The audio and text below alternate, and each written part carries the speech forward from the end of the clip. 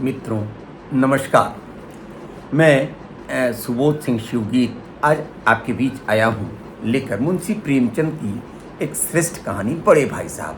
आप देखेंगे इस कहानी में कैसे पारिवारिक दायित्वबोध से एक बड़ा भाई हमेशा बड़ा भाई बना रहता है और छोटा भाई जो दुनियावी दौड़ में, भौतिकता की दौड़ में, रिजल्ट की दौड़ में, अंकगणित की दौड़ में बहुत आगे निकल जाता है। मगर बड़ा भाई, क्योंकि परिवार की ऐसी संरचना है कि हमेशा बड़े भाई को कहा जाता है कि तुम अच्छे रहोगे, बने रहोगे तो छोटे भाइयों को प्रेरणा मिलेगी। और इस दायित्व बोध में बड़ा भाई हमेशा बड़ा भाई बना रहता है और छोटे भाई बढ़ते चले जाते हैं। ऐसे में क्या कुछ होता है आज़ादी के बहुत साल पहले, इस कहानी बड़े भाई साहब में। चलिए हम सुनते हैं सीधे मुंशी प्रेमचंद के शब्दों में। मेरे भाई साहब मुझसे 5 साल बड़े थे। मेरे भाई साहब मुझसे 5 साल बड़े थे, लेकिन केवल 3 दर्जे आगे। 3 पढ़ने उम्र में 5 साल बड़े और क्लास में 3 साल आगे। उन्होंने भी उसी उम्र में पढ़ना शुरू किया था जब मैंने शुरू किया था, लेकिन तालीम जैसे महत्व के मामले में वे जल्दबाजी से काम लेना पसंद न करते थे। इस भावना की बुनियाद खूब मजबूत डालना चाहते थे जिस पर आलीशान महल बन सके। 1 साल का काम 2 साल में करते थे। 1 साल का काम 2 साल में करते थे, कभी कभी 3 साल भी लग जाते थे। बुनियाद ही पुख्ता न हो तो मकान कैसे पायदार बनेगा। मैं छोटा था, वे बड़े थे। मेरी उम्र 9 साल की थी, वह 14 साल के थे। उन्हें मेरी तंबीह और निगरानी का पूरा और जन्मसिद्ध अधिकार था, और मेरी शालीनता इसी में थी कि उनके हुक्म को कानून समझूं।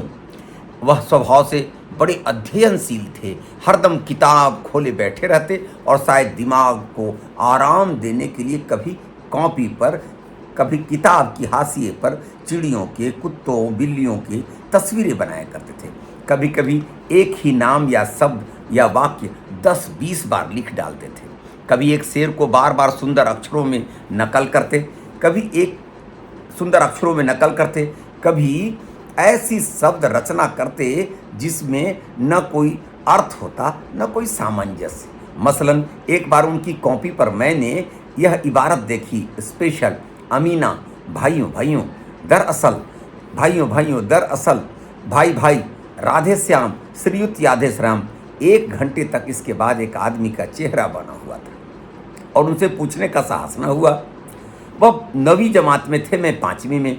उनकी रचनाओं को समझना मेरे लिए छोटा मुँह बड़ी बात थी।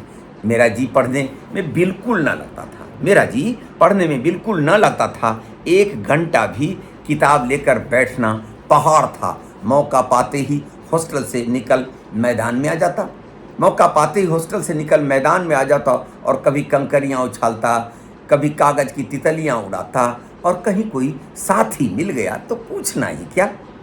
कभी 4 दीवारी पर चढ़कर नीचे कूद रहे हैं, कभी फाटक पर सवार हो उसे आगे पीछे चलाते रहते हैं हुए मोटर कार का आनंद उठा रहे हैं। लेकिन कमरे में आते ही भाई साहब का वह रौद्र रूप देखकर प्राण सूख जाते। उनका पहला सवाल यह होता, कहाँ थे? हमेशा यही सवाल इसी ध्वनि में हमेशा पूछा जाता था और इसका जवाब मेरे पास केवल मौन था। न जाने मेरे मुंह से यह बात क्यों न निकलती थी कि जरा बाहर खेल रहा था। मेरा मौन कह देता था कि मुझे अपना अपराध स्वीकार है और भाई साहब के लिए इसके सिवा और कोई इलाज न था। स्नेह और रोज से मिले हुए शब्दों से मेरा सत्कार करें। इस तरह अंग्रेजी पढ़ोगे तो जिंदगी भर पढ़ते रहोगे। इस तरह अंग्रेजी पढ़ोगे तो जिंदगी भर पढ़ते रह जाओगे और हर्फ ना आएगा। अंग्रेजी पढ़ना कोई हंसी खेल नहीं है, जो चाहे पढ़ ले। नहीं ऐसा ऐरा गहरा नत्थु कहरा, सभी अंग्रेजी पढ़ के विद्वान हो जाते। यहाँ रात दिन आंखें फोड़नी पड़ती है और खून जलाना पड़ता है। तब कहीं यह विद्या आती है, और आती है क्या, कहने को आ जाती है। बड़े बड़े विद्वान भी शुद्ध अंग्रेजी नहीं लिख सकते, बोलना तो दूर रहा। शुद्ध अंग्रेजी लिख नहीं सकते, बोलना तो दूर रहा। और मैं कहता तुम कितने और मैं कहता हूँ और मैं कहता हूँ तुम कितने घोंघा हो कि मुझे देख कर भी सबक नहीं लेते। मैं कितनी मेहनत करता हूँ यह तुम अपनी आंखों से देखते हो, मगर अगर नहीं देखते हो तो यह तुम्हारी आंखों की कसूर है, तुम्हारी बुद्धि का कसूर है। इतने मेले तमाशे होते हैं, मुझे तुमने कभी देखते जाते देखा? रोज ही क्रिकेट और हॉकी मैच होते हैं, मैं पास नहीं फटकता, हमेशा पढ़ता रहता हूँ। उस पर भी एक एक दर्जे में 2-2, 3-3 साल पड़ा रहना पड़ता है। फिर भी तुम कैसे आशा करते हो कि तुम यूँ खेल कूद के वक्त गंवा कर पास हो जाओगे? मुझे तो दो ही 3 साल लगते हैं, तुम उम्र भर इसी दर्जे में पड़े सड़ते रहोगे। अगर तुम्हें इस तरह उम्र गंवानी है तो बेहतर है घर चले जाओ और मजे से गुल्ली डंडे खेलो। दादा की गाड़ी कमाई के रुपयों क्यों बर्बाद करते हो? ये भैया की नसीहत थी। मैं यह लताड़ सुनकर आंसू बहाने लगता। जवाब ही किया था, अपराध तो मैंने किया, लताड़ कौन से है?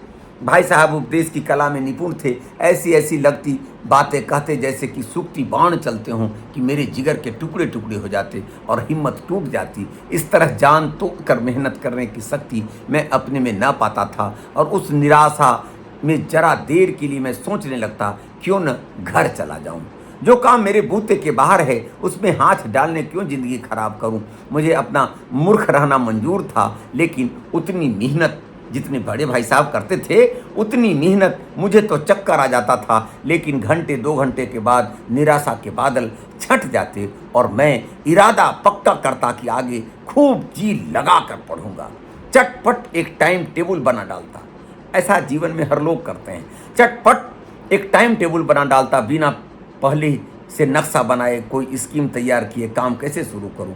टाइम टेबल में खेल कूद की मद बिल्कुल उड़ जाती। प्रातःकाल उठना, 6 बजे मुंह हाथ धो डालना, नाश्ता कर पढ़ने बैठ जाना, 6 से 8 तक अंग्रेजी, 8 से 9 तक हिसाब, 9 से 9:30 तक इतिहास, फिर भोजन और स्कूल, 3:30 बजे स्कूल से वापस होकर आध घंटा आराम, 4 से 5 तक भूगोल, 5 से 6 तक ग्रामर, आधा घंटा हॉस्टल के सामने टहलना, 6:30 से 7:30 तक अंग्रेजी कंपोजिशन, फिर भोजन करके 8 से 9 तक अनुवाद, 9 से 10 तक हिंदी, 10 से 11 तक विविध विषय, फिर विश्राम।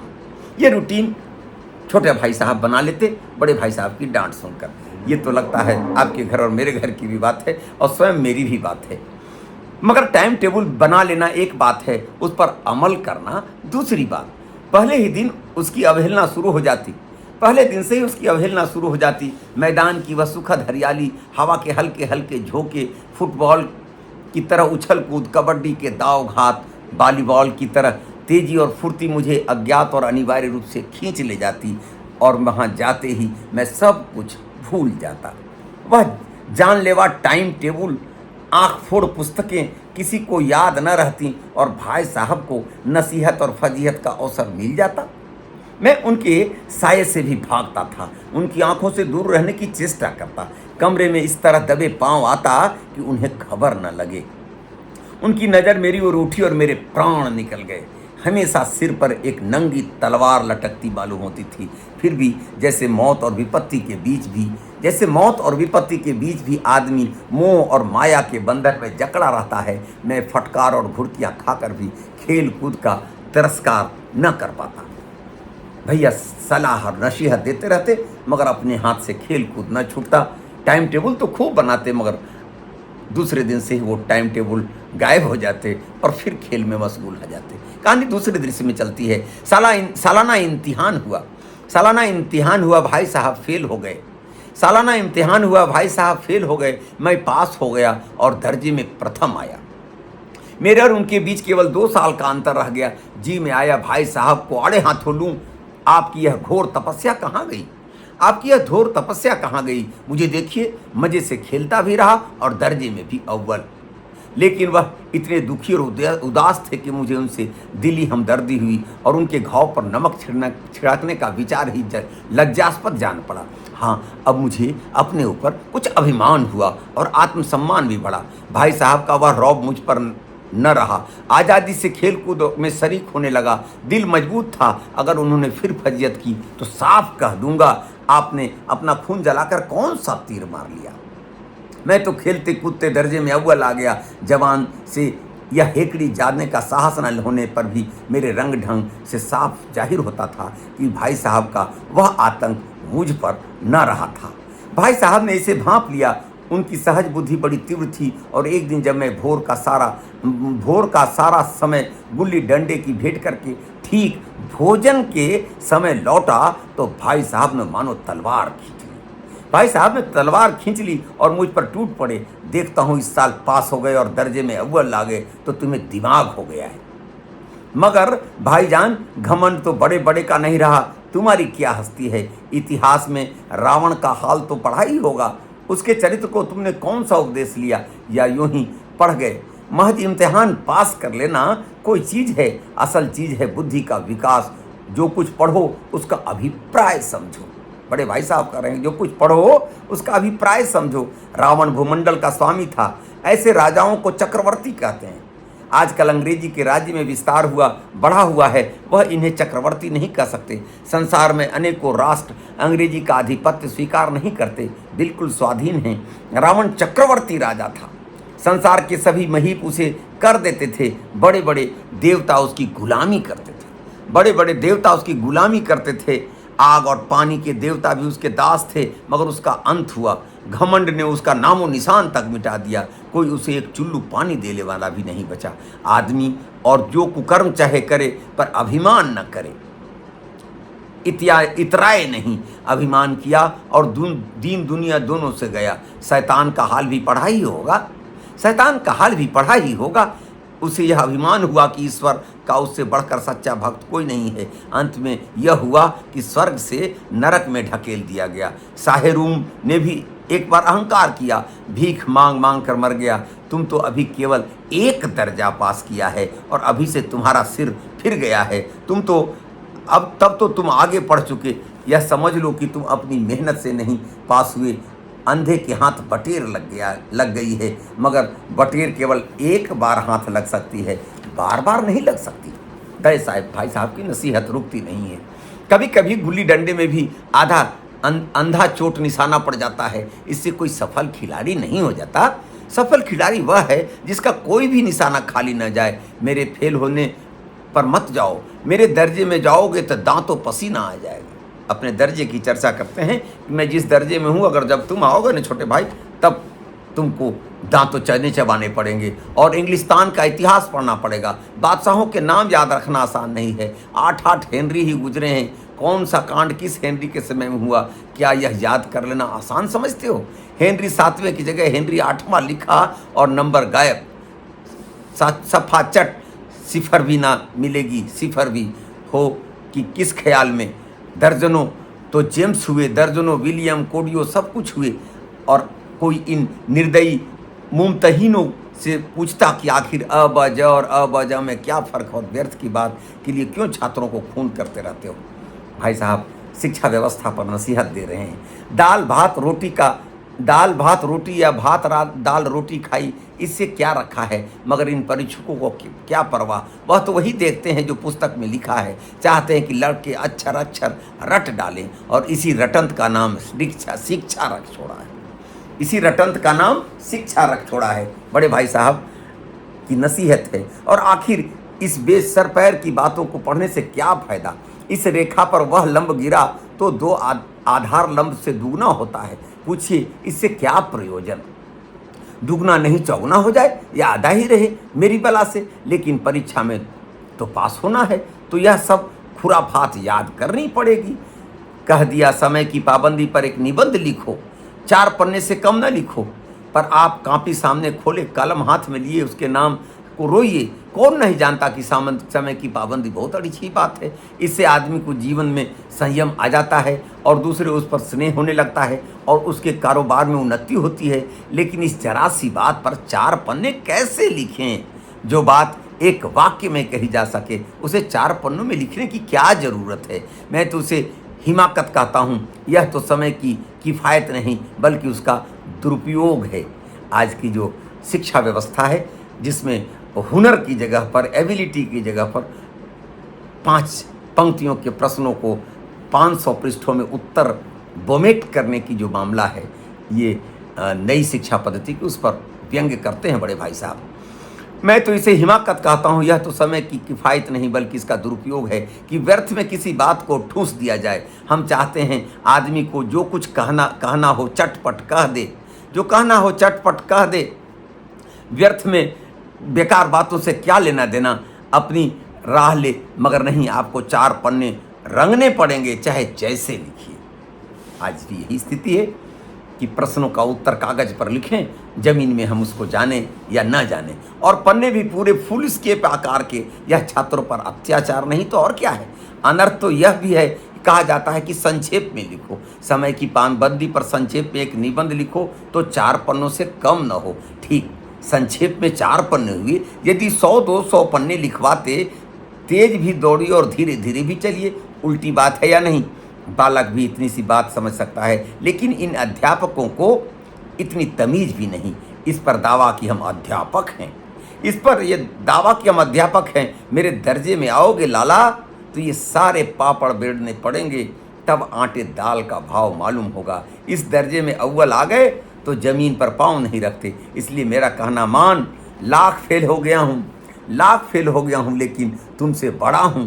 संसार में मुझे तुमसे कहीं ज़्यादा अनुभव है। जो कुछ कहता हूँ उसे गिरह में बांधिए, नहीं तो पछताइएगा। बड़े भाई साहब छोटे भाई साहब को करें। हालांकि छोटे भाई साहब सफल हैं और बड़े भाई साहब विफल हैं। यह तो समाज का दायित्व है कि बड़े भाई साहब को बड़े भाई साहब ही बना रहना पड़ेगा, क्योंकि छोटे की बरकत बड़े भाई साहब की इस नैतिकता पर ही है। चलिए देखते हैं। स्कूल का समय निकट था, नहीं ईश्वर जाने यह उपदेश माला कब समाप्त होती। भोजन आज मुझे निस्वाद सा लग रहा था। जब पास होने पर यह तिरस्कार हो रहा है तो फेल हो जाने पर शायद प्राण ही ले लिए जाएं। भाई साहब ने अपने दर्जे की पढ़ाई का जो भयंकर चित्र खींचा था, उसने मुझे भयभीत कर दिया। स्कूल छोड़कर घर नहीं भागा, यही ताजुब है। लेकिन इतने तिरस्कार पर भी पुस्तकों में मेरी अरुचि ज्यों की त्यों बनी रही। भाई साहब का इतना उपदेश हुआ, फिर भी पुस्तकों से अरुचि बनी ही रह गई। खेल कूद का कोई अवसर हाथ से न जाने देता। पढ़ता भी मगर बहुत कम, पढ़ता भी मगर बहुत कम। बस इतना कि रोज का टास्क पूरा हो जाए और दर्जे में जलील ना होना पड़े। अपने ऊपर जो विश्वास पैदा था वह फिर लुप्त हो गया और फिर चोरों का सा जीवन कटने लगा। भाई साहब की नसीहतों पर कुछ दिन तो अच्छे चले, मगर फिर खेल से मन जुड़ता चला गया और भाई साहब के उपदेश गायब होते चले गए। कहानी एक फिर करवट लेती है। फिर सालाना इम्तिहान हुआ और इस ऐसा संयोग हुआ कि मैं पास हुआ और भाई साहब फिर फेल हो गए। ऐसा संयोग हुआ कि मैं खेलने वाला पास हो गया और फिर भाई साहब जो पढ़ते रहते थे फेल हो गए। मैंने बहुत ही मेहनत नहीं की, पर न जाने कैसे दर्जे में अव्वल आ गया। मुझे खुद आश्चर्य हुआ। भाई साहब ने प्राणांतक परिश्रम किया, कोर्स का एक एक शब्द चाट गए थे। 10 बजे रात तक, इधर 4 बजे भोर से, उधर 6 से 9:30 बजे तक। स्कूल जाने से पहले मुद्रा कांतिहीन हो गई थी, मगर बेचारे फेल हो गए। मुझे उन पर दया आती थी। नतीजा सुनाया गया तो वह रो पड़े और मैं भी रोने लगा। बड़े भाई साहब फेल हो गए, इसका कष्ट छोटे भाई को भी है। अपने पास होने की खुशी आधी हो गई। मैं भी फेल हो गया होता तो भाई साहब को इतना दुख न होता, लेकिन विधि की बात कौन टाले। मेरे और भाई साहब के बीच अब केवल एक दर्जे का अंतर रह गया था। मेरे मन में एक कुटिल भावना उदय हुई कि कहीं भाई साहब 1 साल और फेल हो जाएं तो मैं उनके बराबर हो जाऊं। फिर वह किस आधार पर मेरी फजीयत कर सकेंगे। लेकिन मैंने इस कमीने विचार को दिल से बलपूर्वक निकाल डाला। आखिर वह मुझे मेरे हित के लिए ही तो डांटते हैं। मुझे इस वक्त अप्रिय लगता है अवश्य, मगर वह शायद उनके उपदेशों का ही असर हो कि मैं दनादन पास हो जाता हूँ और इतने अच्छे नंबरों से। छोटे भाई को इस बात का एहसास है कि बड़े भाई साहब खुद भले नहीं बन पा रहे हैं, मगर उनकी डांट की वजह से मैं अच्छा हो रहा हूँ। लाख खेलकर भी कहीं न कहीं सक्रिय हूँ बड़े भाई साहब के आशीर्वाद से या उनके दिशा निर्देश से, उनके गार्जियनशिप से। अब भाई साहब बहुत कुछ नरम पड़ गए थे। भाई साहब में वो गर्मी नहीं रह गई। चूँकि छोटा भाई आगे निकल गया तो बड़े भाई साहब थोड़े नरम तो हो गए हैं, मगर अपने अभिभावकत्व से नरम नहीं हुए हैं। कई बार मुझे डांटने का अवसर पाकर भी उन्होंने धीरज से काम लिया, डांटे नहीं। शायद अब वह खुद समझने लगे थे कि मुझे डांटने का अधिकार उन्हें नहीं रहा, या रहा भी तो बहुत कम। मेरी स्वच्छंदता भी बढ़ी। मैं उनकी सहिष्णुता का अनुचित लाभ उठाने लगा। मुझे कुछ ऐसी धारणा हुई कि मैं पास ही हो जाऊंगा, पढ़ूं या ना पढ़ूं, मेरी तकदीर बलवान है। छोटे भाई को अपनी तकदीर पर विश्वास होने लगा। इसलिए भाई साहब के डर से जो थोड़ा बहुत पढ़ लिया करता था वह भी बंद हुआ। मुझे कनकौवे उड़ाने का नया शौक पैदा हो गया और अब सारा समय पतंगबाजी की भेंट हो गई। अब पतंग चढ़ाने का नया शौक आया। फिर भी मैं भाई साहब का अदब करता था और उनकी नज़र बचाकर कनकौवे उड़ाता था। मांझा सोटना कहते हैं, उसमें शीशे का एक परत चढ़ाना, मांझा चढ़ाना, कन्ने बांधना, पतंग टूर्नामेंट की तैयारी आदि समस्याएं सब गुप्त रूप से हल की जाती। मैं भाई साहब को यह संदेह न करने देना चाहता था कि उनका सम्मान और लिहाज मेरी नज़रों में कम हो गया है। पर्दा रखते हुए अपना खेल जारी रखा। एक दिन संध्या समय हॉस्टल से दूर में एक कनकौवा लूटने बेतहासा दौड़ा जा रहा था। गुड्डी को लूटने के लिए दौड़ा जा रहा था। आंखें आसमान की ओर थीं और मन उस आकाशगामी पथिक की ओर जो मंद गति से झूमता पतन की ओर चला आ रहा था, मानो कोई आत्मा स्वर्ग से निकलकर विरक्त मन से नए संस्कार ग्रहण करने आ रही हो। बालकों की पूरी सेना लग्गे और झाड़दार बांस लिए उनका स्वागत करने को दौड़ी आ रही थी। किसी को अपने आगे पीछे की खबर न थी। सभी मानो उस पतंग के साथ ही आकाश में उड़ रहे थे जहां सब कुछ समतल है, न मोटर कारें हैं, ट्राम, न गाड़ियां। बच्चे जब पतंग लूटने के लिए दौड़ते हैं तो कहीं कुछ सामने नजर नहीं आता। सासा भाई साहब से मेरी मुठभेड़ हो गई जो शायद बाजार से लौट रहे थे। उन्होंने वहीं हाथ पकड़ लिया और उग्र भाव से बोले, इन बाजारी लौंडों के साथ धेले के कनकौवे के लिए दौड़ते तुम्हें शर्म नहीं आती? बड़ा भाई अपने फर्ज में पीछे नहीं होता। शर्म नहीं आती तुम्हें? इसका भी कुछ लिहाज नहीं कि अब नीचे जमात में नहीं रहे हो बल्कि 8वीं जमात में आ गए हो और मुझसे केवल एक दर्जा नीचे हो। आखिर आदमी को कुछ तो अपने पोजीशन का ख्याल रखना चाहिए। एक जमाना था कि लोग 8वां दर्जा पास करके नायब तहसीलदार हो जाते थे। मैं कितने ही मिडिलचियों को जानता हूं जो आज अव्वल दर्जे के डिप्टी मजिस्ट्रेट या सुपरिटेंडेंट हैं। कितने ही 8वीं जमात वाले हमारे लीडर और समाचार पत्रों के संपादक हैं। बड़े बड़े विद्वान उनकी मातहती में काम करते हैं और तुम उसी 8वें दर्जे में आकर बाजारी लौंडों के साथ कनकौवे के लिए दौड़ रहे हो। भाई साहब की नसीहत, मुझे तुम्हारी इस कम अक्ली पर दुख होता है। तुम जहीन हो इसमें शक नहीं, इसमें कोई शक नहीं, तुम बुद्धिमान हो इसमें कोई शक नहीं, लेकिन यह जेहन किस काम का जो हमारे आत्मगौरव की हत्या कर डाले। बड़े भाई साहब ने आत्मगौरव की चर्चा कर दी। तुम अपने दिल से समझते होगे कि मैं भाई साहब से महज एक दर्जा नीचा हूं और अब उन्हें मुझको कुछ कहने का हक नहीं, लेकिन यह तुम्हारी गलती है। तुमसे 5 साल बड़ा हूं और चाहे आज तुम मेरी ही जमात में क्यों ना आ जाओ और परीक्षकों का यही हाल है तो निसंदेह अगले साल तुम मेरे समकक्ष हो जाओगे और शायद 1 साल बाद मुझसे आगे भी निकल जाओगे। लेकिन मुझ में और तुझ में जो 5 साल का अंतर है उसे तुम क्या खुदा भी नहीं मिटा सकता।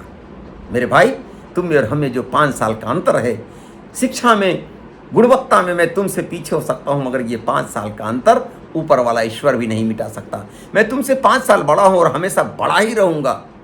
मुझे दुनिया का और जिंदगी का जो तजुर्बा है तुम उसकी बराबरी नहीं कर सकते, चाहे तुम एमए और डीलिट और डीफिल ही क्यों न कर जाओ। समझ किताबें पढ़ने से नहीं आती, दुनिया देखने से आती है। हमारी अम्मा ने कोई दर्जा नहीं पास किया और दादा भी शायद 5वीं 6ठी जमात से आगे नहीं गए, लेकिन हम दोनों चाहे सारी दुनिया की विद्या पढ़ लें, अम्मा और दादा को हमें समझाने और सुधारने का अधिकार हमेशा रहेगा। अम्मा और दादा हमारे अम्मा और दादा ही रहेंगे, भले हमसे क्यों न कम पढ़े लिखे हों। केवल इसलिए नहीं कि वे हमारे जन्मदाता हैं, बल्कि इसलिए कि उन्हें दुनिया का सबसे ज़्यादा तजुर्बा है और रहेगा। अमेरिका में किसी तरह का राज्य व्यवस्था है और 8वें हेनरी ने कितने ब्याह किए और आकाश में कितने नक्षत्र हैं, यह बातें चाहे उन्हें न मालूम हो, लेकिन हजारों ऐसी बातें जिनका ज्ञान उन्हें हमसे और तुमसे ज़्यादा है। दैव न करे आज मैं बीमार हो जाऊं तो तुम्हारे हाथ पांव फूल जाएंगे मेरे भाई।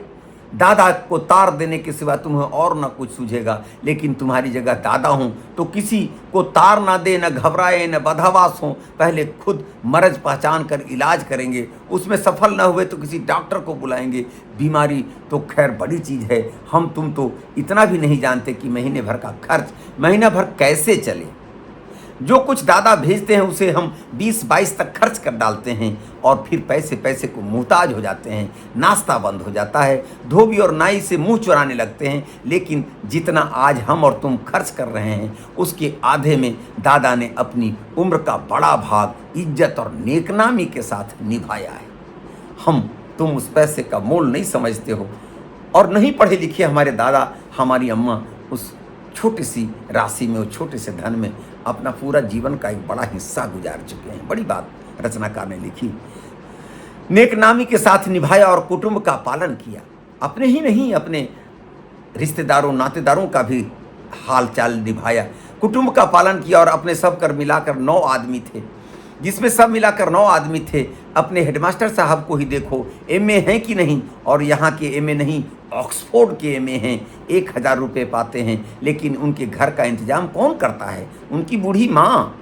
हेडमास्टर साहब की डिग्री यहाँ आकर बेकार हो गई।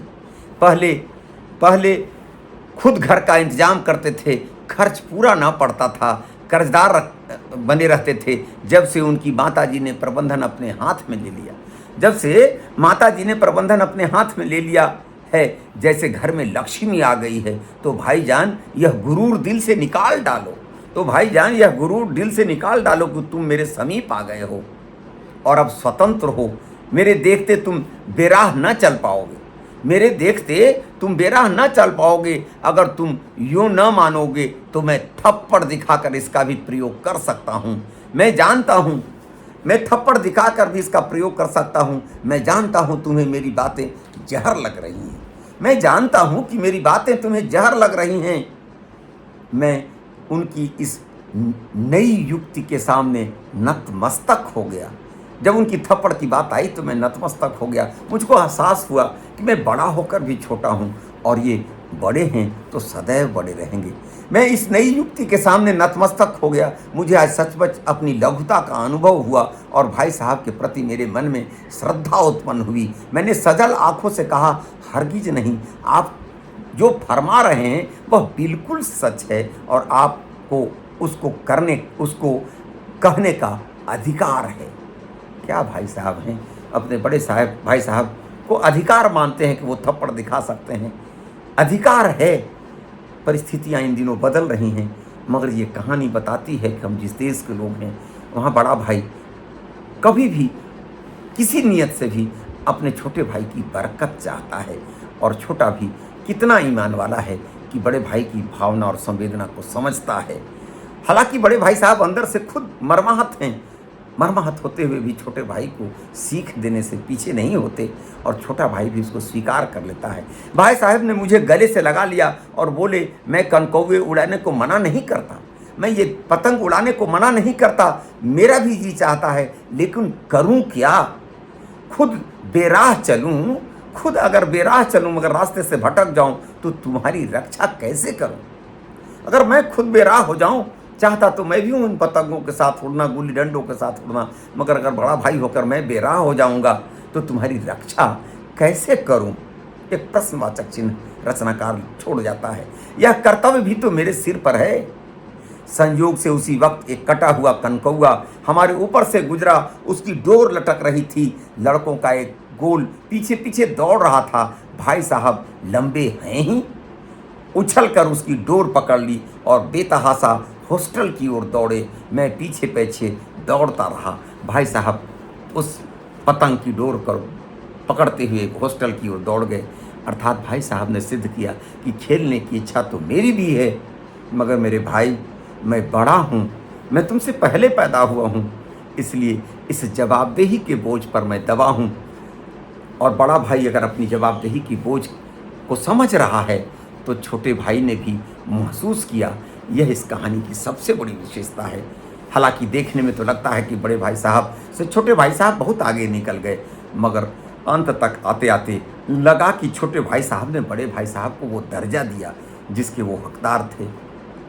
अर्थात अपने देश में जो भावना और संवेदना का वेग है, हम लाख मॉडर्न हो जाएं, मगर आज भी अपने समाज में बड़े बुजुर्गों का एक दर्जा है। आज भी घर का हर बड़ा इस बोझ के नीचे दबा है कि अगर उसने कोई गलती की तो उसके बाद वालों पर उसका बुरा प्रभाव पड़ेगा। इसलिए वो अपने आप को संयमित रखता है, संतुलित रखता है। ठीक है, आज के मारामारी में, आज के आपाधापी में, आज के इस भौतिक युग में वो भौतिकता से पीछे हो सकता है, वो अंकों की दृष्टि से कम हो सकता है, मगर अपने अनुभव की दृष्टि से वह डूबकर भी चाहता है कि मेरा भाई आगे निकल जाए। काश ये बड़े भाई साहब का ये जो छोटा भाई है और बड़े भाई का ये रिश्ता मुंशी प्रेमचंद ने जिस बारीकी के साथ सुलझाया है, आज तो ये हर घर की समस्या है। माता पिता भी उस बड़े भाई साहब की तरह हैं जो कहीं न कहीं ज़िंदगी की दौड़ में पीछे छूट गए हैं और चाहते हैं कि उनके बच्चे उनसे बहुत आगे निकल जाएं। एक सुबह से शाम तक एक बड़ा भाई अब बाप माँ के रूप में तब्दील हो गया है और हर छोटा भाई बढ़ तो रहा है, मगर उसके पीछे नींव में कोई न कोई बड़े भाई साहब लगे हैं। ज़रूरत है कि समाज में छोटे भाई इस दर्द को महसूस कर सकें, समझ सकें, फील कर सकें। मैं बहुत पहले एक बचपन में अपनी दादी से कहानी सुना था, लगता है लगे हाथ सुना दूं, कि एक मूर्तिकार मूर्ति बनाता था और मूर्ति बनाने में उसका छोटा बच्चा उसके साथ जाता था। कुछ दिन हुए वो छोटा बच्चा भी मूर्तियां बनाने लगा। पिता के मूर्तियों को 50 रुपये मिलते थे और उस छोटे बच्चे की मूर्ति को 5 रुपये। धीरे धीरे मूर्ति कला विकसित होती गई और बेटे की मूर्तियां एक दिन 5,000 में बिकने लगी और बाप की मूर्तियां 100 रुपये में। जब बाप की मूर्तियां 100 में बिकती थी और बेटे की मूर्तियां 5-5 हज़ार में बिकने लगी, तो भी बाप सलाह देता था बेटे को कि बेटा यहाँ थोड़ा नाक ठीक कर दो, यहाँ आँख ठीक कर दो, जरा हाथ ठीक कर दो। बेटा सुनता जाता था, सुधारता जाता था, जब तक बेटा अपने पीछे छूट से कि पिता की सलाह को मानता रहा, बेटा आगे बढ़ता चला गया। मगर एक दिन जब उसकी मूर्ति की कीमत लाखों में लगने लगी, बेटे की मूर्ति की कीमत, और बाप के मूर्ति की कीमत कुछ 100 में रह गई, और उसके बाद भी बाप ने जब नसीहत दी बेटे को कि बेटे यहाँ आँख, यहाँ नाक थोड़ा सुधार दो, तो बेटा एक दिन बौखला पड़ा अपने बाप से कि बाबूजी अब मैं तुमसे बेहतर मूर्तियाँ बनाता हूँ, तुम हमको सलाह देने की हैसियत नहीं रखते, तुम मुझको सलाह नहीं दे सकते। बाप मूर्तिकार उस दिन रो पड़ा और अपनी पत्नी से कहा कि हे मेरे बच्चे की माँ, हे रघु की माँ, रघु के विकास का दौर आज से रुक गया। कल तक वो मुझको बाप समझता था और मेरी एक एक नसीहत को सुधारता था, मानता था, तो इतना बड़ा कलाकार बन गया, मगर आज वो मुझ में ही गलतियाँ निकालने लगा। अहंकार का यह बोध कहीं न कहीं उसे पछतावे की ओर ले जाएगा। और सच यही हुआ कि पिता तो अपनी जगह पर जहाँ था रह गया, मगर पुत्र की उस दिन से बरकत रुक गई। इसलिए इन बड़े बूढ़े और बुजुर्गों, इन माता पिता की सलाह में, नसीहत में, जो खुद तो कमज़ोर हैं मगर उनकी नसीहत में आसमान की बुलंदी छूने की शक्ति है। जो छोटा भाई इस बात को समझ सकेगा, जो बेटा इस बात को समझ सकेगा कि मेरे पिता स्वयं भले कमज़ोर हैं मगर मेरी बरकत के लिए, मेरे उत्थान के लिए प्रयत्नशील हैं, वो मुझको सीख इसलिए दे रहे हैं। कहा भी गया है कि गुरु गुड़ रह जाता है और चेले चीनी हो जाते हैं, मगर चीनी का यह कर्तव्य है कि गुड़ के प्रति अपने कर्तव्य का पालन करें, उसकी नसीहत को लेते रहें। समय बदल रहा है, मगर मुंशी प्रेमचंद की ये कहानी अपनी जड़ों की ओर मुझको सोचने के लिए विवश करती है। कहानी तो छोटी नहीं है, बड़ी ही है, मगर आज के इस भाग दौड़ के जीवन में इस कहानी को अगर हम सुने, अपने जीवन में आत्मसात कर सकें, तो जीवन आज भी मेरा सुंदर और सुघड़ हो जाएगा। मुंशी प्रेमचंद की इस कहानी को सुनाकर मैं प्रसन्न हूँ। विश्वास अगर ये कहानी अच्छी लगी हो तो अपने मित्रों को शेयर करेंगे, सब्सक्राइब करेंगे और पुनः सुबोध सिंह शिवगीत को एक नई कहानी के साथ आप इंतज़ार करेंगे। बहुत बहुत धन्यवाद। नमस्कार।